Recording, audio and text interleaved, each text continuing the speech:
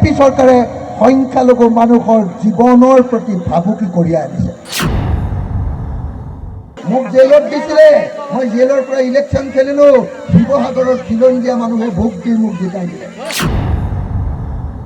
মই হিমন্ত বিশ্ব শৰ্মাক কওঁ যে আপুনিয়ে অসমৰ আটাইতকৈ ২ নম্বৰী বেয়া মানুহ। বিজেপিক খেদিবলৈ ক'লে মুছলমান আৰু হিন্দু একলগ হ'ব লাগিব।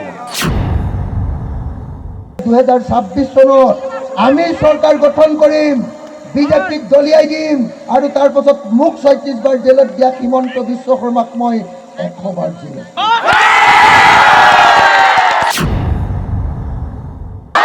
কয় নে নকয়? হিমন্তই কয় বোলে গোৱালপাৰালৈ গ'লে, বৰপেটালৈ গ'লে মোৰ এনেকুৱা লাগে যে মই বাংলাদেশলৈহে গৈছো। হিমন্তই কয়, আমাৰ মুখ্যমন্ত্ৰী হিমন্ত বিশ্ব শৰ্মাই কয় তেওঁ বোলে জন্ম হৈছে মুছলমান মানুহ, সংখ্যালঘু মানুহক বোলে খতম কৰিবৰ কাৰণে বোলে তেওঁ জন্ম হৈছে। হয়নে নহয়? নাই তেনেকে কয় নে নকয়? কয় নে নকয়? কয় নে নকয়? সেইকাৰণে মই যোৱা ৬ মাহ ধৰি ২০২৪ চনৰ ২৬ অক্টোবৰ তাৰিখৰ পৰা ঘৰৰ পৰা ওলাইছো। কেতিয়াবা ধুবুৰীত মিটিং কৰিছো, কেতিয়াবা শদিয়াত মিটিং কৰিছো, কেতিয়াবা বৰাকত মিটিং কৰিছো, কেতিয়াবা কাৰ্বি আংলঙত মিটিং কৰিছো। আৰু মিটিং কৰি ৰাইজক এটাই কথা কৈছো যে ২০২৬ চনৰ বিধানসভা নিৰ্বাচনত হিমন্ত বিশ্ব শৰ্মাৰ নেতৃত্বাধীন বিজেপি চৰকাৰক আমি ব্ৰহ্মপুত্ৰত দলিয়াই পেলাব লাগিব। হয় নে নহয়? হয় নে নহয়? হয় নে নহয়? আমি কিয় হিমন্ত বিশ্ব শৰ্মা চৰকাৰক আমি ব্ৰহ্মপুত্ৰত দলিয়াব লাগিব? কিয় দলিয়াব লাগিব আৰু কেনেকৈ দলিয়াব পাৰিম, কেনেকৈ আমি বিজেপি চৰকাৰক খেদিব পাৰিম, এই দুটা কথাই মই আলোচনা কৰিম দেই। প্ৰথম কথা, যদি সঁচাকৈ যদি আমি কথা কিয় পাতি আছে, কথা কিয় পাতিছে? কথা পাতিলে মই কথা নোকোৱাকৈ গুচি যাম, কি লাভ হ'ব? অথনিৰ পৰা ৰৈ আছে আপোনালোকে বেলেগ বেলেগ কথা পাতি নাথাকিব, অকল মোৰ কথা শুনক আৰু কোনেও উঠা বহা কৰি থাকিব, কোনেও কাকো গালি দি নাথাকিব। হা, হয়নে? মই বিজেপি চৰকাৰক কিয় খেদিব লাগিব?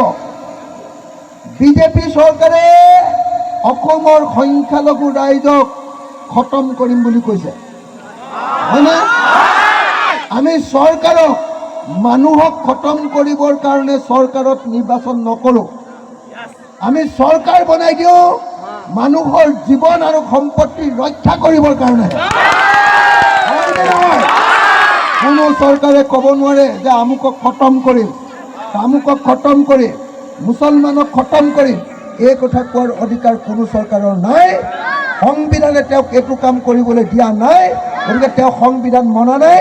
গতিকে হিমন্ত বিশ্ব শৰ্মা চৰকাৰক আমি ব্ৰহ্মপুত্ৰত দলিয়াই পেলাবই লাগিব। হয়নে নহয়? হয়নে নহয়? হয়নে নহয়?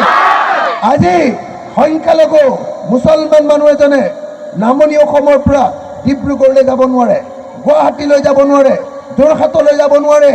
বিজেপি আৰু RSSৰ মানুহে ৰাস্তাতে ধৰি কোবায়, ৰাস্তাতে ধৰি মাৰপিট কৰে আৰু কেতিয়াবা কেতিয়াবা কাণত ধৰাই, আঁঠু কঢ়ায় আৰু কয় যে তই বাংলাদেশী, তই অসমৰ পৰা গুচি যা বুলি সকলোৰে সন্মুখত ইজ্জত নাইকিয়া কৰি দিয়ে।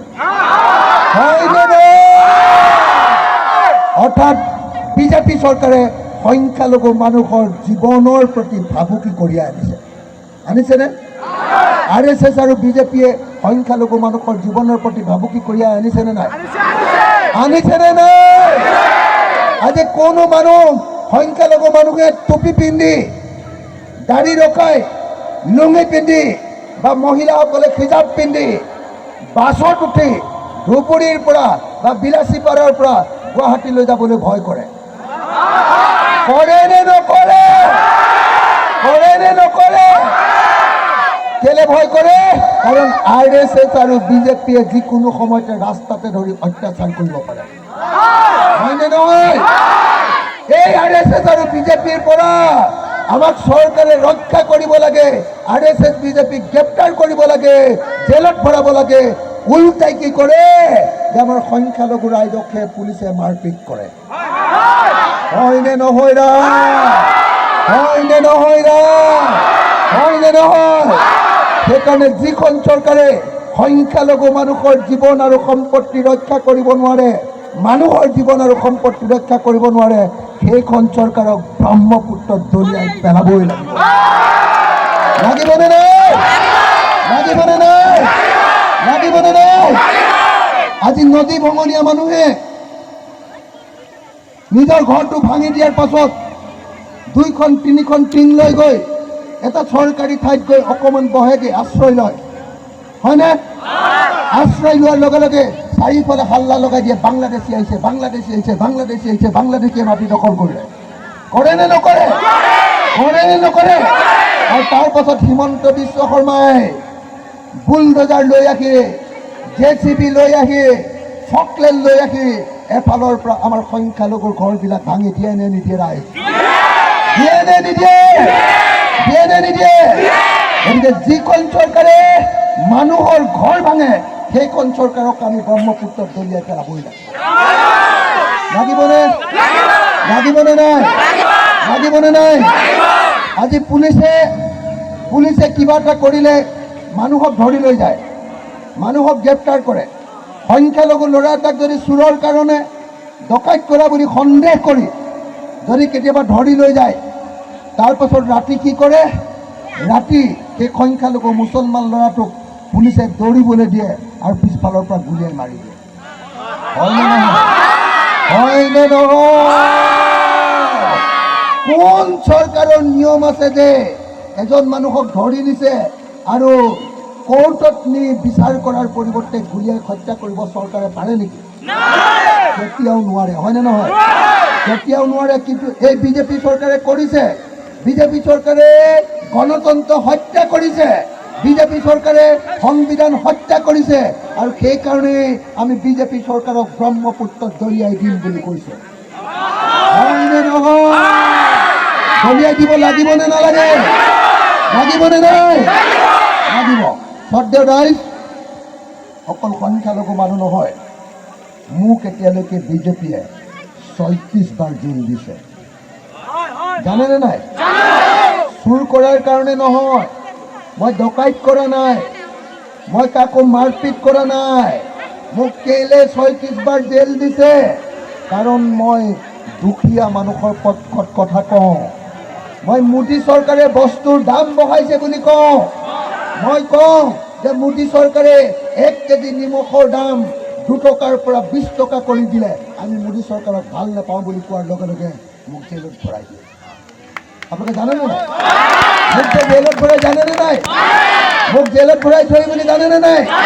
মোক এতিয়ালৈকে বিজেপিয়ে 36 বাৰ জেলত ভৰাইছে, আৰু সেইকাৰণে 2026 চনত আমি চৰকাৰ গঠন কৰিম, বিজেপিক দলিয়াই দিম, আৰু তাৰ পাছত মোক 36 বাৰ জেলত দিয়া হিমন্ত বিশ্ব শৰ্মাক মই 100 বাৰ জেলত